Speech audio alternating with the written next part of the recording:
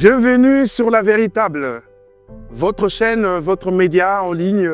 que vous avez adopté dorénavant dans vos ménages et qui fait dorénavant partie de votre quotidien.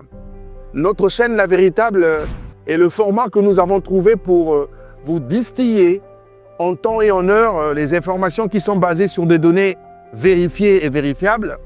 et surtout pour vous mettre en lumière ou au courant de ce qui se fait de mieux au Congo-Brazzaville. Pour cette année 2025, nous avons choisi comme ligne éditoriale de mettre en lumière la femme congolaise qui excelle dans tous les domaines de la société. C'est une façon pour nous, non seulement de faire comprendre que la femme dans la société congolaise occupe une place de choix, mais aussi c'est une façon pour nous de continuer à provoquer, susciter la prise de conscience sur la question de la parité que nous devons absolument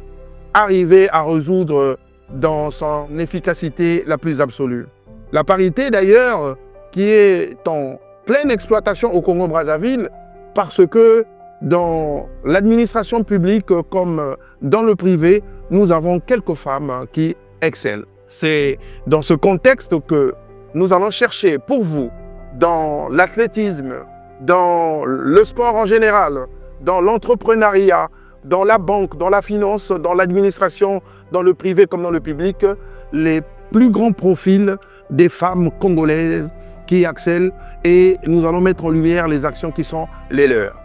Dans un précédent contenu qui a marqué le bal des contenus de 2025, nous vous avons parlé de Madame Evelyne Tchitchele, née Mouepouati, maire de Pointe-Noire, comme étant la première femme congolaise qui administre une grande ville de plus de 1 million d'habitants. Pour le contenu d'aujourd'hui, nous allons vous parler d'une nouvelle femme congolaise qui excelle. Celle-là, elle excelle dans le domaine de l'histoire, dans le domaine du culturel. Vous savez, Winston Churchill disait qu'il faut aller chercher loin dans le passé afin de se projeter loin dans le futur. Finalement, la société ne vit que parce qu'elle a un passé qu'il faut préserver, parce qu'elle a un passé qui fait partie de notre héritage, que nous devons léguer de génération en génération, mais aussi parce que ce passé-là doit nous servir de tamise sur les projets de construction de notre avenir. En 2005, grâce à la coopération avec la France et l'Italie, le gouvernement congolais, sous l'égide de son Excellence, le président de la République, son Excellence Denis Sassou Nguesso, érigeait un bâtiment en arbre planté au cœur du centre-ville de Brazzaville, à quelques encablures de la mairie centrale, pour offrir au Congo son musée d'histoire, le musée Pierre Savognon de Brazza. Ce musée qui se propose comme étant le dépotoir de l'histoire du Congo, la réserve de la connaissance culturelle du Congo, mais aussi le transfuge de l'héritage culturel et historique qui est le nôtre. À la tête de ce musée, directrice depuis 2007, il y a une femme congolaise qui excelle et celle-ci s'appelle Belinda Ayessa. Au-delà de son élégance et de sa beauté que nous sommes obligés de vouer dans ce contenu, Belinda Ayessa, comme la fille à son père est journaliste de formation, elle a écumé des brillantes études en matière de communication à la fois à l'université Marien Ngouabi du Congo-Brazzaville et en France, avant de s'établir au Congo comme étant la cofondatrice des Dépêches de Brazzaville et de faire ses écoles dans ce domaine auprès de Jean-Paul Pigas, qui est un magnat de la communication, comme vous le savez. Elle a donc dirigé de main de maître les Dépêches de Brazzaville entre 1998 et 2007, avant d'être hissée au rang de directrice générale du musée Pierre Savognon de Brazzaville, du mausolée Pierre Savognon de Brazzaville, ou comme on le dit tout simplement, la mémoire de Brazzaville. L'objectif principal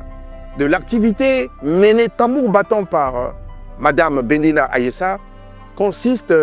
à mettre au service des Congolais en particulier, mais des Africains en général, la mémoire et l'histoire du Congo qui est liée à Pierre Savognin de Brazza et comme nous le savons, sur le fondement du traité de mai, l'accord signé par celui-ci avec le roi Makoko a permis à créer ou fonder la ville de Brazzaville.